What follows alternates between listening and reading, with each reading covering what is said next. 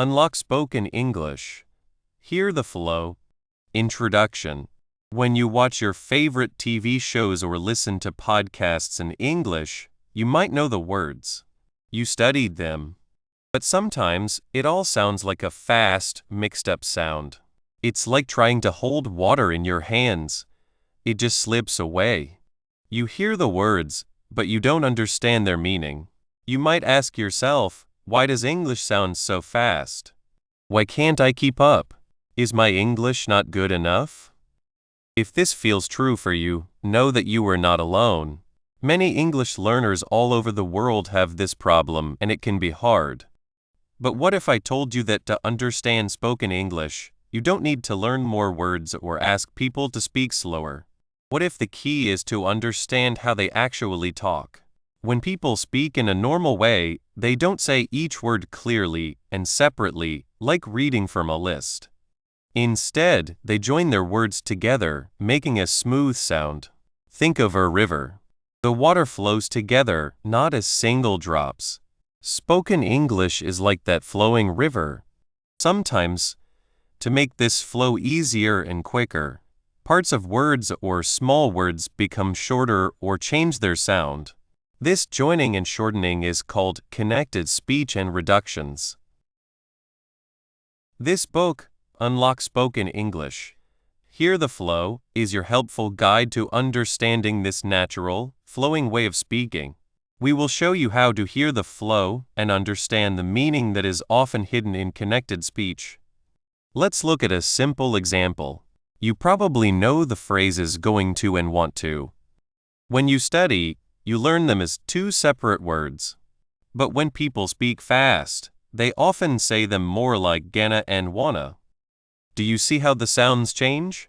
If you are listening for going to, you might miss gonna and feel confused. The speaker is not saying it wrong. They are just speaking naturally. Another common thing happens when words join together. Look at the phrase an apple. If you say it slowly, you might hear it. But when spoken naturally, the N sound at the end of and joins with the S sound at the start of apple, making it sound like an apple. This joining makes words run together, creating that fast sound you might hear. We also see reductions, where vowels that are not stressed often change to a soft sound, or even disappear. For example, in a word like computer, someone learning might say computer, with each part clear. A native speaker might say it more like computer, or even shorter, compter, with the middle part very short and soft.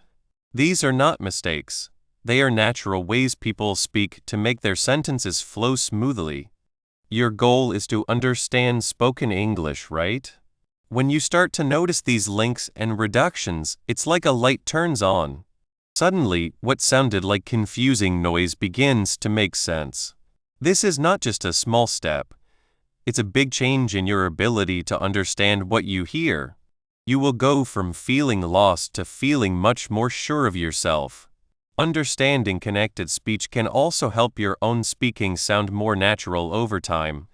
But for now, let's focus on training your ears. In the next parts of this book, we will look closely at these interesting patterns of connected speech. We will explain different kinds of linking, common reductions, and how you can practice hearing and understanding them. We will use simple explanations, many real-life examples, and helpful exercises to help you learn. You will learn how to listen for these sounds on purpose, not just hear them by chance. Get ready to train your ears to hear the flow, to understand the rhythm, and to finally understand the spoken English you have been trying so hard to learn. Let's start this exciting journey together. 1. How words connect in speech. Sometimes, when people talk in English, they seem to speak very fast. You might know all the words, but when they are put together, they sound like a blur. This can be hard, can't it? You might wonder if they are speaking too fast, or if you are not good enough to understand. I remember a time in a busy market in London. I wanted to buy some bread. The baker, a nice woman with flour on her apron, asked me something. I heard the words, but they ran into each other, like water over stones. She asked, "Can I help you, love?" But it sounded like, "Can I help you, love?" I felt a bit shy and just pointed at the bread I wanted. She smiled and gave me the bread. Then she said, "That'll be £2. Again, the sounds joined. That'll be £2. She wasn't speaking a different language. It was English. But it sounded very different from the way I learned it, word by word, from a book. In that moment, with the warm bread in my hands, I understood. Spoken English is not just separate words. It is like a river. Think about how we write. We put spaces between words. We see each word clearly, like beads on a string. The cat sat on the mat. Each word is separate. But when we speak, it is not usually like that. Imagine a river. The water flows. It does not stop and start with clear lines between each drop. It moves smoothly, and sometimes, where one wave meets another, they mix. Spoken English is like that river. The words do not just sit next to each other. They flow into each other, they join, and sometimes they change a little to help the flow. This constant, natural joining of sounds is called connected speech. It is the special thing that makes spoken English sound smooth and, for many learners, very fast.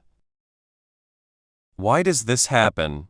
Native speakers do not try to be difficult or trick you.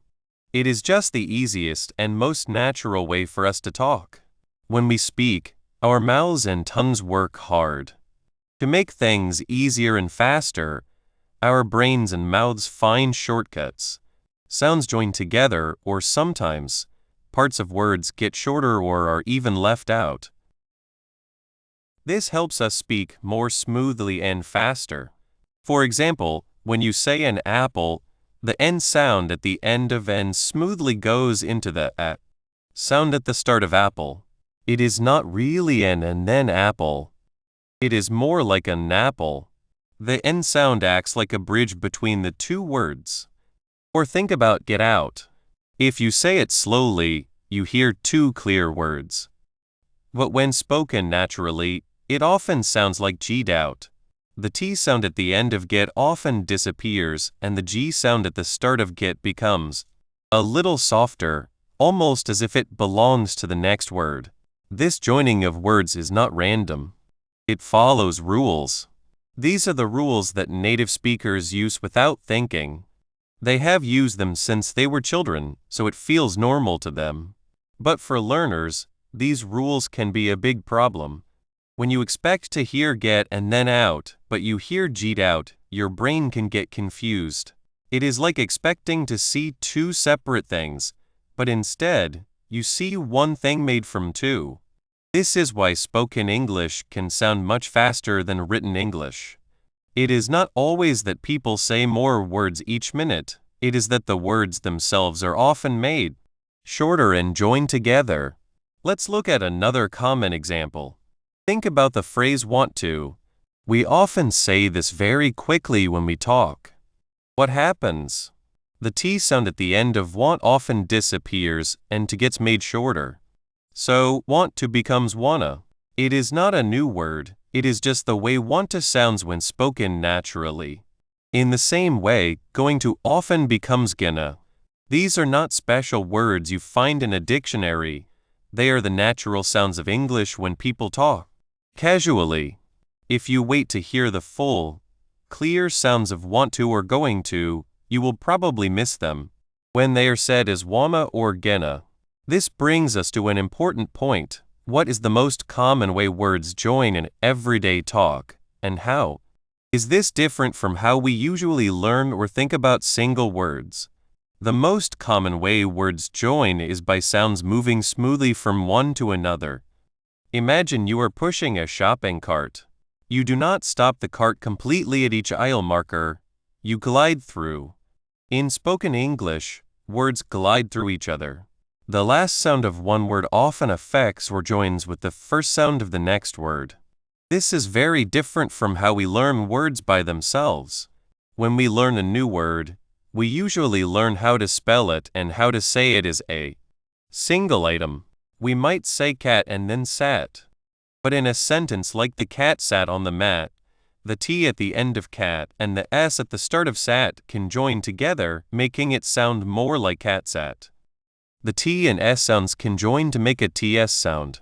This is a big difference. Instead of separate parts, we have a continuous flow. The single words are still there, but they are not always clearly separate like they look on paper. We do not pause between every single word when we speak naturally. We pause at important places in our sentences, but between words, the sounds flow. This flow happens in many ways. Sometimes, a sound made by a consonant at the end of a word will join to a sound made by a vowel at the start of the next word. For example, when spoken naturally, it sounds more like for example. The R at the end of for joins directly to the X sound of example. The R and the E blend together. Another example is go away. It often sounds like go away. The O sound at the end of go flows right into the sound at the start of away. It is like the words are holding hands and dancing together. Sometimes, words can even borrow sounds from each other. In what are you doing? The T at the end of what can become a soft D sound and R can be made shorter. So what are you doing? Might sound like what are you doing? The T sound in what is affected by the vowel sound in R, and R itself is often shortened. This is an important part of connected speech. The sounds are not just joined. They can be changed to fit into the flow of speech more easily. So to sum up, the main reason spoken English sounds fast is this natural way words join and blend. It is a river of sound, not a string of beads. And this is not messy. It is a rule that happens. Once you start to notice these rules, you can begin to understand them. It is like learning the secret code of spoken English. Now, let's be more specific. Can you give 2-3 clear, everyday examples of words joining that learners might not expect, and explain exactly what sound change or joining is happening? Here is a great one. Did you? When people say this quickly, it almost always sounds like did ya. The D sound at the end of did stays, but the Y sound in you changes into a J sound. And the U sound becomes shorter. So did you go? Becomes did ya go? It is a very common shortening. You are not hearing did and then you are hearing one join sound.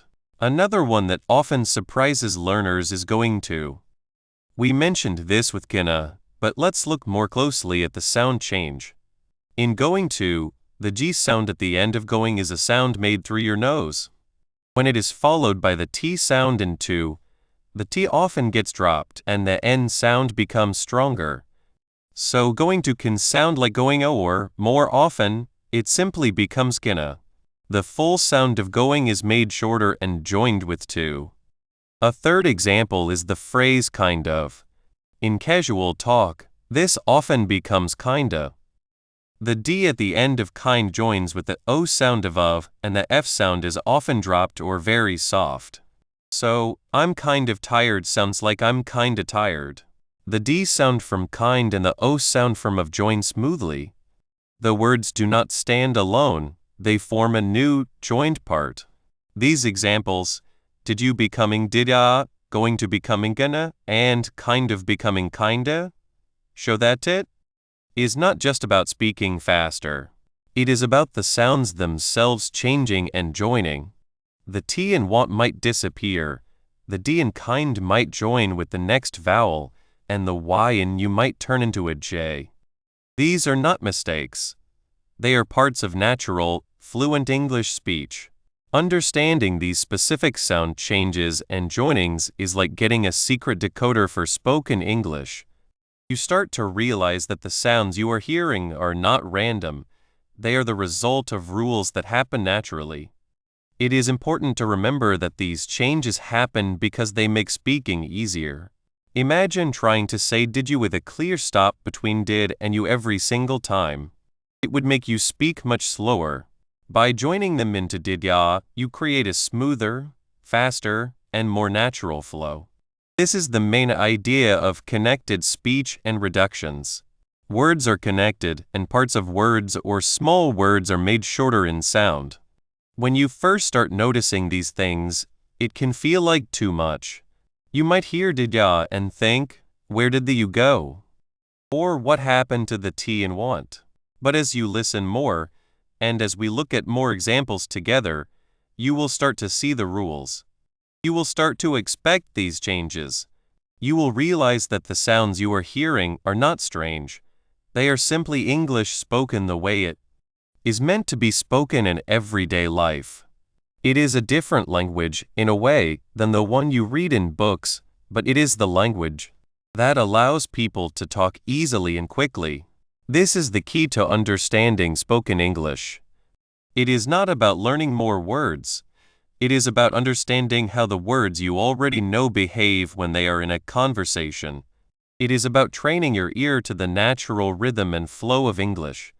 When you can hear the connections, when you can expect the shortenings, the speed barrier starts to break down. The blur begins to become clear, understandable sounds. Now that we understand that words connect and why they connect, in the next part, we will look more closely at the specific ways they connect. We will explore the most common tricks English words play on our ears, starting with the idea of reductions. How words and sounds get shorter or changed to make speech flow more easily. 2. Why English sounds fast. You know that feeling. You hear someone speaking English, maybe asking for where to go, or buying a drink, or just trying to hear what others say. Then, it's like a wall appears. The words you know you studied, practiced, and learned by heart seem to become a fast river of sound. It feels too fast, like a blur. You just nod your head, pretending to understand, while your mind tries hard to hear just one word you know. You might think, are they speaking too fast? Am I not good enough at English? Let me tell you that feeling is okay. It means you are meeting one of the big, but often missed, secrets to hearing spoken English, words joining together and sounds getting smaller. This is not about how fast the person talks, not in the way you think.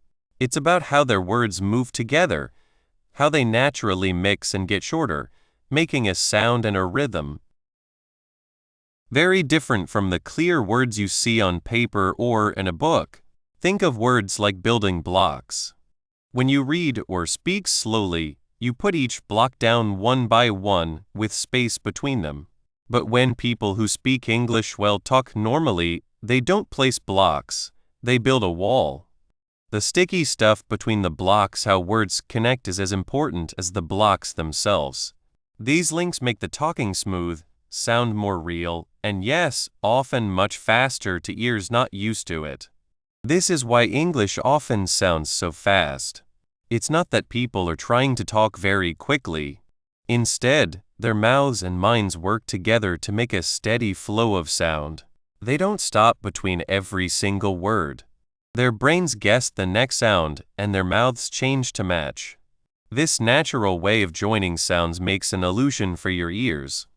The talking sounds faster because the separate parts, the words, are no longer neatly apart. They mix, they overlap, and sometimes, parts of them even go away. Look at a simple phrase like an apple. If you say each word by itself, you hear an and then apple. But when someone who speaks English well says it normally, the N sound at the end of it doesn't stop. It goes right into the sound at the start of apple. So an apple sounds a lot like an apple. The two words have become one smooth sound. It's like the words are holding hands and running together, instead of walking in a line. This joining happens in ways you can expect. One of the most common is when a word ends with a consonant sound and the next word starts with a vowel sound. The last consonant sound just sticks to the start of the next word. It's a smooth move, a way to avoid a rough stop. So, I like it doesn't sound like I like it. It sounds more like I liked it. The case sound from like moves over to join it. It's not just consonant to vowel joining either.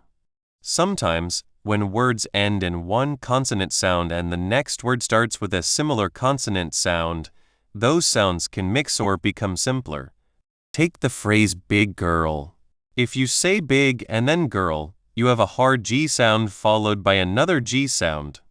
In normal talking, these often blend. The speaker might not fully say the G at the end of big, or it might become a softer sound that joins with the G of girl. So, big girl can sound more like big girl, where the two G sounds feel like one smooth sound.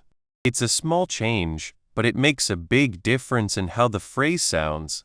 And sometimes, even when two vowel sounds meet, a tiny sound might be added to help them flow together. Think of go away. Saying go and then away can feel a bit sudden. So, speakers often add a very small W sound in between, making it sound like guay. It's a natural change the mouth makes to keep the sound smooth. Besides joining sounds, there's another important thing that makes English sound fast: sounds getting smaller. This is when parts of words, or even whole small words, get shorter or their sounds change when they are said quickly in that stream of joined speech. These are not wrong ways to say words. They are smart shortcuts that native speakers use all the time. You have probably heard some of these. The common examples are gonna for going to and wanna for want to. When someone says, I'm gonna go, they are not saying going to. They are saying gonna. The ing sound is gone, and to becomes a quick ta or even disappears into the flow. In the same way, want to often becomes wanna. The T sound in want might be dropped and to is not stressed. These are not just casual words. They are basic parts of how English is spoken normally. Small words like for, to, of, and a often become shorter, less stressed sounds. For might sound like fur to like ta and of like uv. This happens because these words are often not the most important for the main idea of the sentence. The main words carry the meaning, and the smaller words just help connect them. Making them shorter makes the whole speech easier and smoother. So, what is the main sound difference a learner notices when comparing words said alone to normal, joined speech? It's that the clear ends of words disappear. When you hear words said alone, you hear each one clearly, with a definite start and end. They stand by themselves. But in joined speech, those ends get blurry. Words run into each other. The end of one word becomes the start of the next. This creates a steady stream of sound, making it much harder to know where one word ends and another begins. It's this steady flow, this lack of clear separation, that makes the speech sound fast. It's like trying to count each drop of rain in a big storm compared to counting them as they fall one by one on a dry place. Now, let's look at the how and why of this. How does the physical act of speaking normally lead to words joining and sounds getting smaller, even without people thinking about it? It's all about being easy and efficient. Our mouths are not made to make perfectly clear sounds for every single word very fast. That would take a lot of work, small stops, and exact movements for every word. Instead, our speech system is very good at saving energy. When we speak, our parts for making sound, our tongue, lips, teeth, and jaw are always moving. They expect the next sound. Think about the muscles. To say an apple clearly, you'd say the N, then you'd move your tongue back a little to start the of apple. But in normal speech, your tongue is already in a place to make the N sound. To move from that N place to the place for apple is a very small, smooth move. The N sound naturally goes into the vowel sound. It's less work for the mouth. In the same way, when you have two similar consonant sounds together, like the G in big and the G in girl, the mouth doesn't need to make two full, clear G sounds. The first G is made by bringing the back of your tongue up to the roof of your mouth. The second D needs the same action. To make it easy, the speaker might just hold that position for a moment, or let it go in a way that smoothly goes to the next G. It's like one sound changing another to make them more alike. This uses less effort and speeds up the move between sounds. Sounds getting smaller happen for similar reasons. Words like to, for, a, and the are often not stressed in a sentence. They don't carry the main meaning. Because they are less important and are said quickly, the sounds in them get weaker. Vowel sounds in parts of words that are not stressed often turn into a schwa sound, a short sound, which is a very simple sound to make. So to becomes ta and for becomes fur. Going to becoming gonna is a bigger change, where whole parts of words are dropped because the meaning is still clear from what's around it and the main verb go. These ways of joining and making sounds smaller are not things native speakers think about. They are habits learned over years of hearing and speaking. They are the natural way English is spoken. It's like learning to ride a bike. At first, you think about every move, but later it happens without you thinking. Joined speech is the automatic, easy way spoken English works. So, while it might seem like native speakers are rushing, the real secret to understanding them is not their speed, but how they put their words together. This natural stitching of sounds, along with the smart shortcuts they take, is what we call joined speech and smaller sounds. In the next part, we'll look more closely at these specific ways and start to solve the puzzle of how English truly flows. 3. Improve listening skills. Imagine you are listening to a beautiful song for the first time. It might sound a bit fast and mixed up. But as you listen more, and maybe read the words, you begin to understand. You hear how the singer connects words, how sounds blend. Suddenly, the song makes sense and you can sing along. Spoken English can seem like that song when you are just starting. It often sounds like a fast river, right? You might know words like going to or want to when you read them. But when people speak, they often say gonna or wanna. This difference between how words look and how they sound is why listening can be hard. Here is a big secret. Spoken English is not actually spoken faster than written English. The words just join together. Think about talking to a friend. You don't stop after every word and say each one clearly. You link them. This is called connected speech. When parts of words or small words get shorter or change their sound when they join, it's called a reduction. For example, when someone says, "Can I get you a coffee?" It can sound like many separate sounds if you listen very closely. But in normal talk, it often sounds like, "Can I getcha coffee?"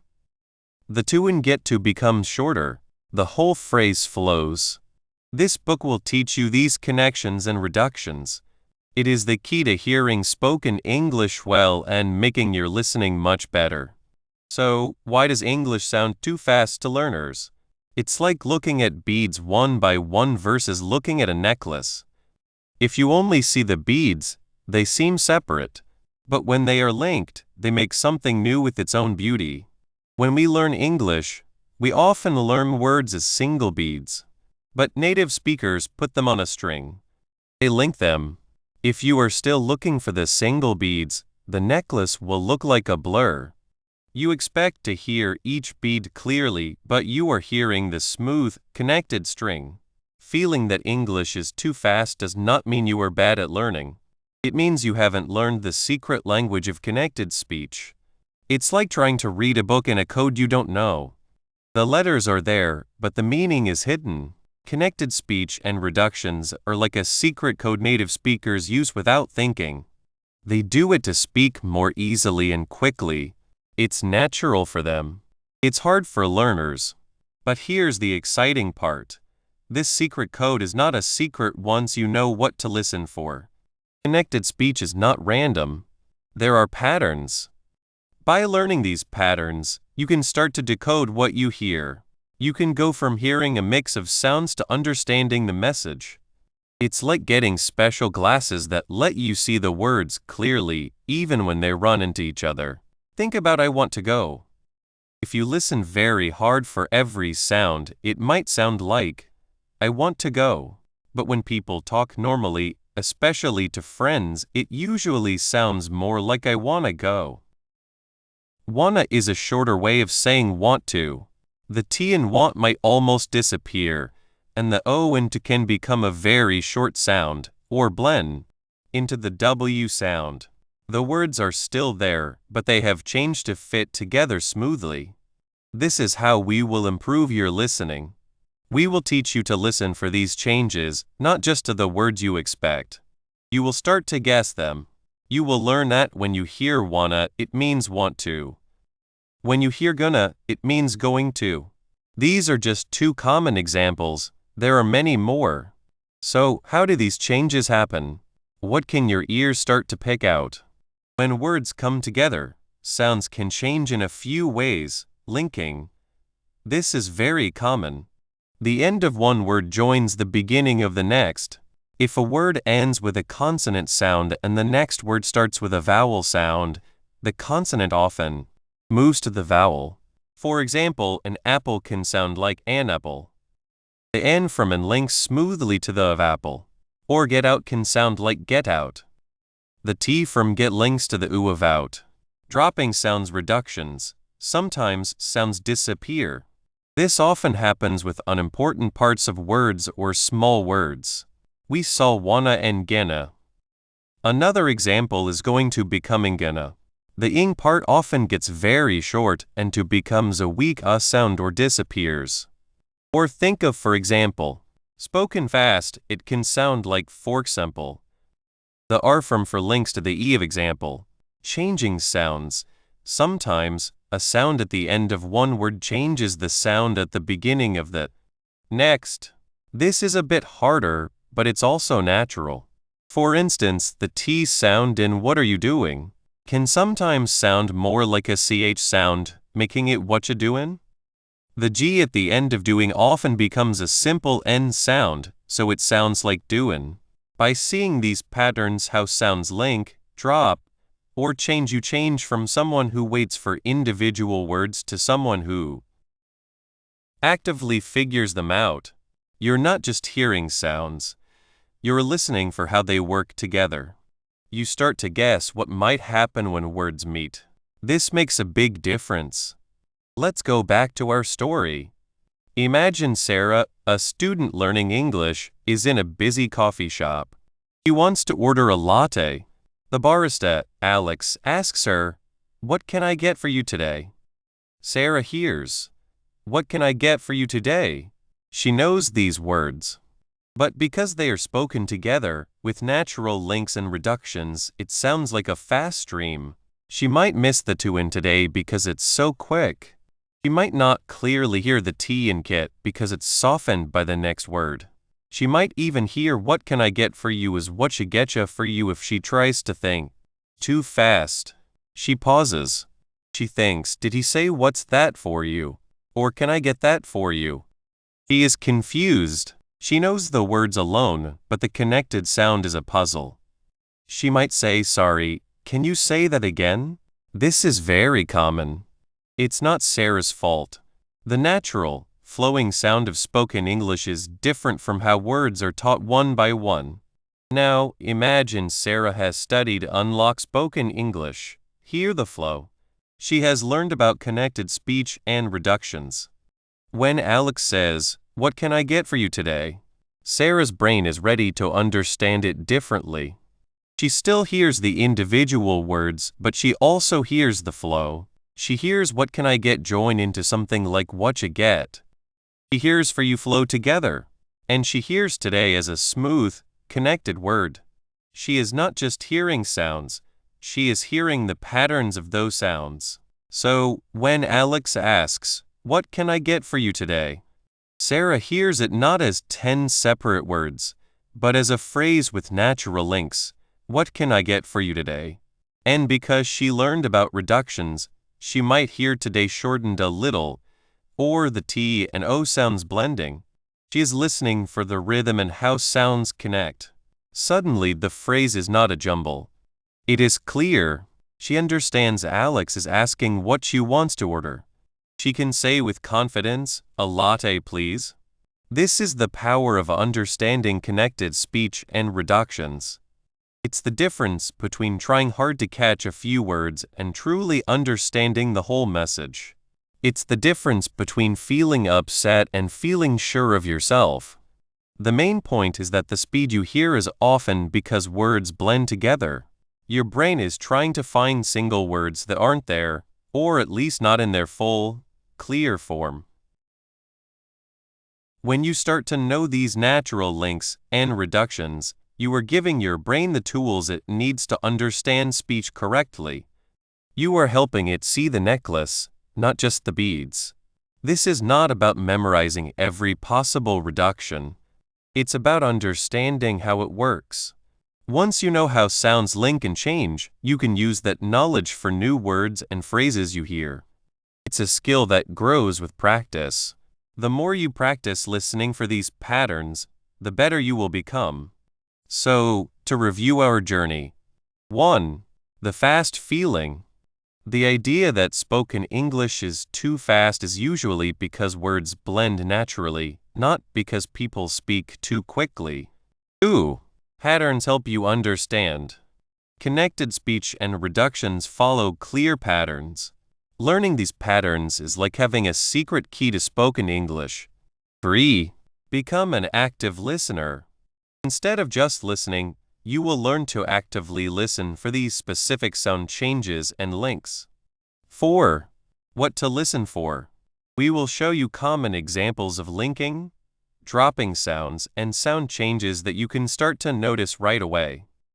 By understanding these natural linking and reduction patterns, you stop hearing just a mix of sounds. You start to understand the structure of spoken English. Now that you see why this is so important for your listening, let's learn the specific ways and common patterns that will help you master this key part of spoken English. 4. Practice for better understanding. It is great that you are ready to learn how spoken English sounds to actually hear it. Knowing about words that join together and words that get shorter is like having a map to find treasure. But to find the treasure, you need to walk the path and practice. Think of it like this: you can read all about riding a bike, but you won't truly know how until you get on and start pedaling. It's the same for understanding spoken English. Just knowing that words join and sometimes get shorter is not enough. You need to train your ears to catch these sounds as they happen. This is where practicing with focus becomes your most useful tool. It helps you go from knowing things to speaking well, from being confused to feeling sure of yourself. Let's talk about how we can make this practice work well and, maybe, even be fun. The goal is not just to listen, but to listen with a clear purpose. To hear the natural way words flow, join together, and get shorter, just like people who speak English every day do. This is not about memorizing rules. It's about teaching your ears to hear these patterns as they happen. One of the best ways to start is by focusing on the short words we talked about. Remember gonna for going to, wanna for want to, have to for have to, and cuz for because? These are just a few. Take a short audio clip, maybe from a movie, a song, or a short podcast. Play it a few times. The first time, just try to get the main idea. The second time, try to listen closely for these shorter words. You might be surprised how many you hear when you are looking for them. Don't worry if you miss some. The goal is to get better, not to be perfect right away. You can even write down what you hear. Okay, I heard wanna 2 times in that minute. Listening like this helps you build a mental collection of these sounds, so they are less surprising and more familiar when you hear them in longer talks. Besides just spotting the shorter words, it is very important to train your ears to notice how words actually join together. This is where the stream of sound really comes alive. Think about simple phrases. How does an apple sound when spoken fast? It often sounds like an apple. The N sound from N seems to stick to the start of apple. Or think about get out. When spoken normally, it can sound a lot like "jeet out." The T at the end of get often blends into the O sound of out. These are called assimilation and linking sounds. To practice this, try this. Find short audio clips of simple sentences. Play a sentence, then stop it. Try to say it out loud, copying how the words blended. Then play it again and listen very carefully to how the sounds connect. You can even record yourself saying this sentence and compare it to the original sound. This kind of listening over and over helps you learn the rhythm and flow. For example, listen to "I'm going to the store." Notice how going to becomes "gonna" and to the sounds like "tough." Try saying it, "I'm gonna tough a store." Hear how it flows. This active copying, focusing on the connections, works very well. Now, you might be thinking, but where do I find these audio clips? The answer is all around you. The best practice comes from using real things people say. Books are useful for grammar and words, but they often show English in a way that is too clear and separate. Real English is messy, fast, and full of these natural connections. So use your favorite TV shows, movies, podcasts, YouTube videos, or even audiobooks. But how do you use these things specifically for practicing connected speech? It's not just about watching or listening without paying attention. You need to work with the audio in a planned way. Here's a method. First, pick a short part, maybe 30 seconds to a minute. Listen to it once to get the main idea. Then, listen again, this time with a special focus. You could try to write down every single word you hear. When you get stuck, play it back slowly, or even look at it frame by frame if it's a video. Pay attention to where the words seem to run into each other. You'll start to see patterns. For example, if a word ends with a consonant sound and the next word starts with a vowel sound, you'll often hear a smooth link. If a word ends with a vowel sound and the next word starts with a vowel sound, you might hear a little W or Y sound appear to connect them. Another great method is called shadowing. This is where you try to speak along with the audio as closely as possible, almost at the same time. Don't worry about understanding every single word at first. Just focus on matching the rhythm, the tone, and the sounds. Try to copy the shorter words and the linking. It feels a bit strange at first, but it's like learning to dance by following a good dancer. You learn the natural movements without thinking too hard about them. Shadowing is powerful because it makes your brain process the sound and your mouth try to make it at the same time. This active work is key. It's the difference between looking at a picture of a tasty meal and actually eating it. By shadowing, you're not just hearing English, you're experiencing its flow in a more physical way. You'll notice that when you try to shadow, you naturally start to make those shorter words and links yourself, because that's how the speaker in the audio is doing it. This is where the magic happens. Your understanding starts to grow deeper because you're actively trying to copy that very thing that makes spoken English sound fast and complex. It is also important to understand the difference between active and passive listening. Passive listening is like having the radio on in the background. You hear the words, but you're not really thinking about them. Active listening, on the other hand, is when you are fully focused on the sounds, the meaning, and how the language is being used. For practicing connected speech, active listening is a must. So, how do you make your listening active? Besides shadowing and writing down what you hear, you can try listening for specific sounds or patterns. Choose one type of short word, like and listen for it in a podcast. Or focus on one type of linking, like consonant to vowel linking, and see how many examples you can find in a scene from a TV show. Make it a game. You are a detective, finding the secrets of spoken English. This active practice is also very important for building confidence. When you first start listening for connected speech, it can feel like too much. You might think, I still can't understand anything. That's completely normal. Every single person learning English has felt this way. The important thing is to remember that this feeling will pass. Every time you successfully find a short word, or hear how two words blend together, you have taken a small step forward.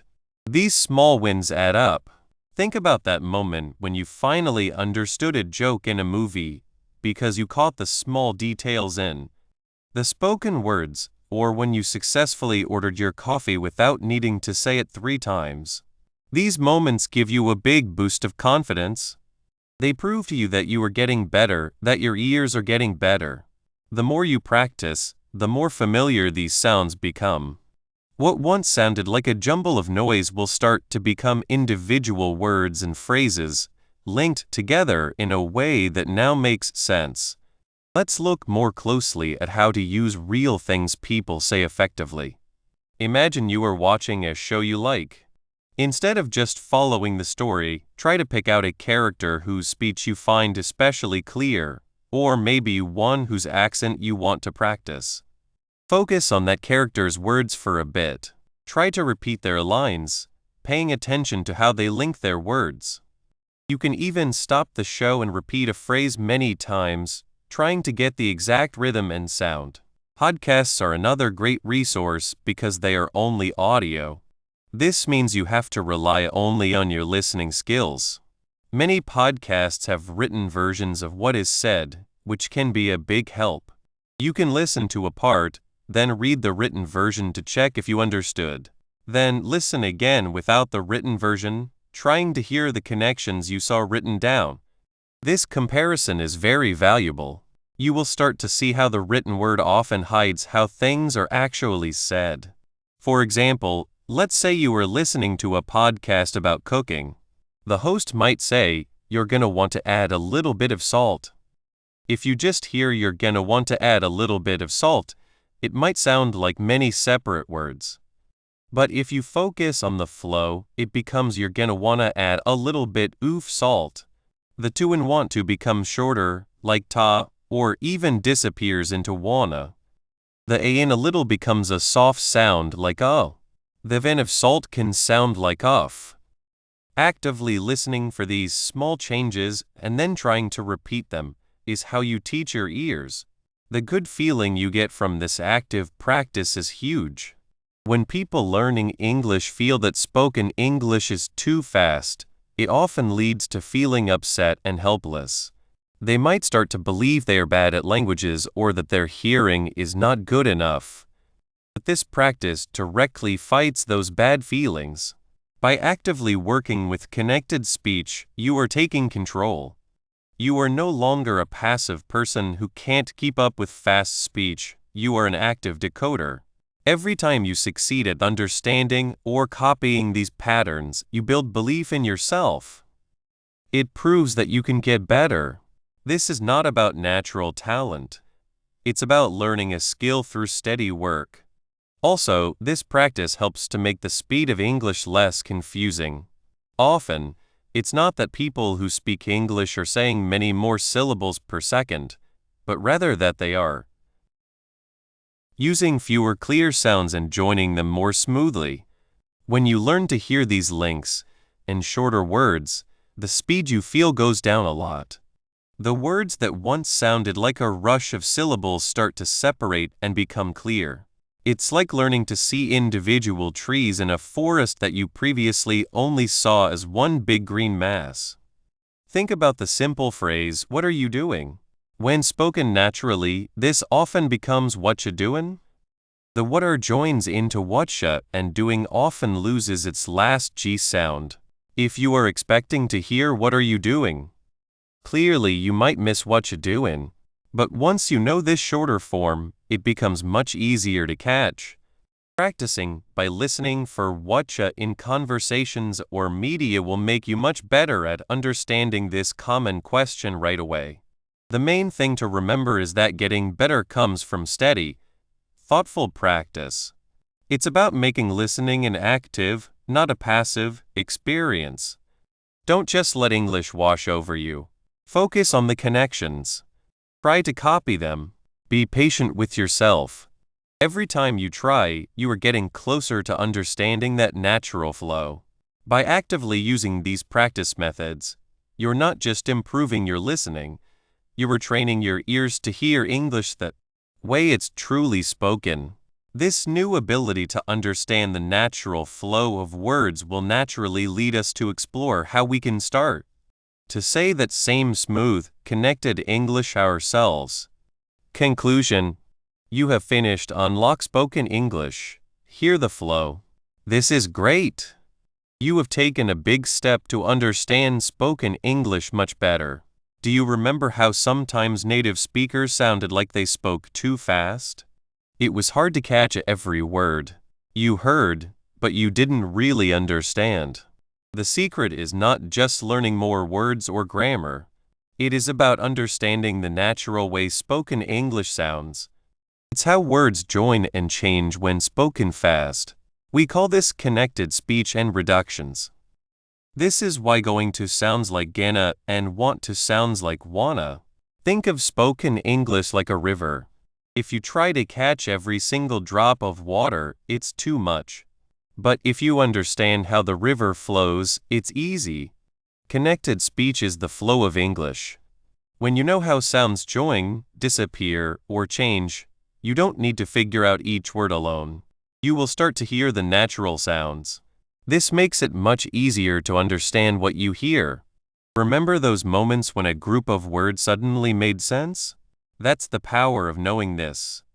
We saw how words can join, like an apple sounding like an apple.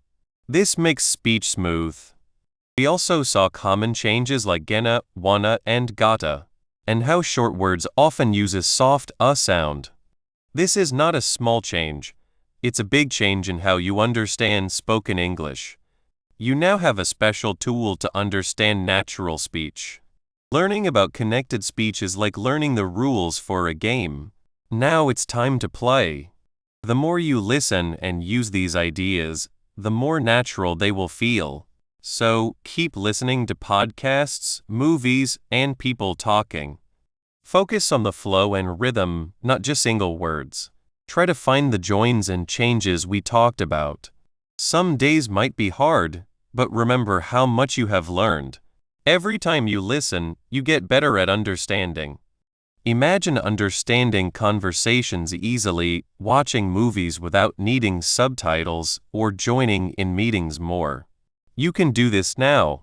You have learned that spoken English is not just separate words. It is a flowing stream of sounds. By understanding connected speech and reductions, you can now hear and understand in a new way. You are not just listening and getting confused by fast speech. You are now ready to hear the flow, understand the small details, and speak with more confidence. So go and listen. Enjoy the flow, the clarity, and keep learning to speak English well.